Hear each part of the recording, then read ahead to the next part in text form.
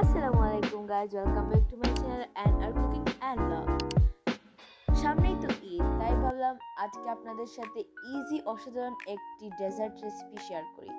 এর জন্য এখানে আমি একটা পাত্রে 1 লিটার দুধ নিয়ে নিচ্ছি। এখন এই দুধগুলো ভালো করে জাল করে নিচ্ছি।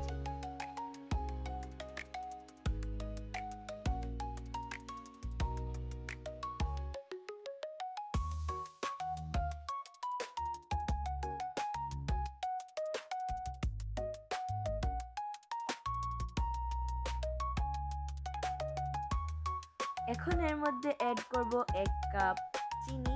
আপনারা চাইলে এখানে চিনির পরিমাণ বাড়িয়ে দিতে পারেন, আবার কমিয়ে দিতে পারেন।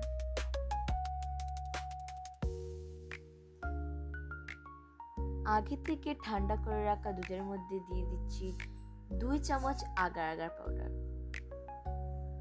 দিয়ে ভালো করে একসাথে মিক্স করে নিচ্ছি।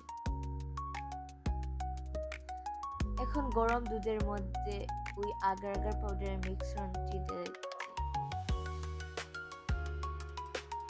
তারপর আবারও কতক্ষণ জাল দিয়ে চুলা থেকে কিছুক্ষণের জন্য নামিয়ে রেখে দিচ্ছি।